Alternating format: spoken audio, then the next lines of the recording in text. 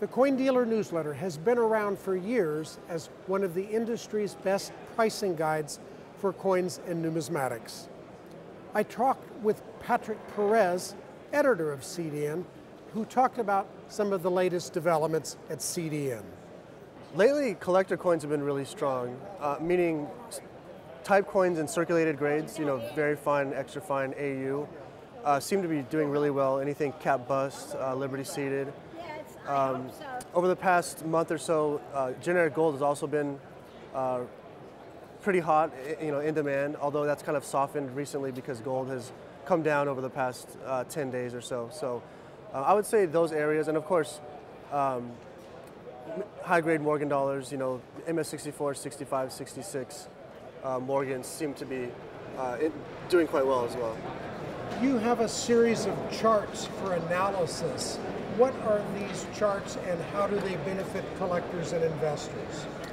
Well, right now we're thinking how best to utilize these charts. We haven't actually updated them in a while because we want to figure out how to display them electronically to be more interactive rather than just being a graph on a page, and to help people do historical research. And that's really where the benefit is to someone who wants to be a long-term investor, is to see how has this particular series or coin performed over the past, let's say, 20 or 30 years.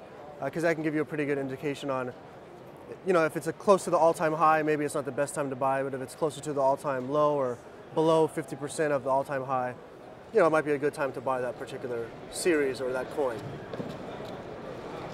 And there's a lot of changes and developments taking place at CDN. What are some of the changes that are going to take place in the near future? Well, the best things we've done recently is obviously redesigned our website, made it much more easy to read, easy to navigate, and our blog site is very active. We encourage everyone to visit that. It's just blog.graysheet.com because that's where we post everything we write. So even if you're not a subscriber, although we hope you are, but even if you're not a subscriber, you can read all the articles that we publish in our newsletters. And then secondly, the big development we're working on right now is CoinPlex is becoming CDN Exchange, and that is a website where dealers can go and post bids and transact coins, and which we will get all of our market data from and reflect those prices in our sheets. And how will that trading exchange be different than other trading exchanges? The primary difference is that the bids will be reflected directly in the gray sheet. So if you're a market maker in, let's say, St. Gaudens, and you want your bids to be reflected in the gray sheet, or you want to be the top buyer, the only place you can do that is CDN Exchange.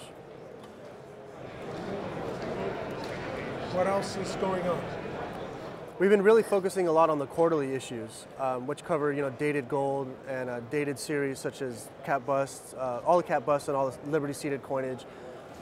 That's where we've really been putting in a lot of time and effort. The most recent quarterly 3 that we produced in March had, I think, 1,100 price changes.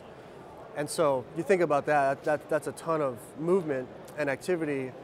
And then for April, we have quarterly 1 coming out in which we thoroughly reviewed half dimes and no motto seeded quarters. And those probably have, I'm just going to guess, 600 to 700 price changes combined. And we also expanded coverage of colonial coins, which we kind of beta tested in January, and now we actually even extended that for April.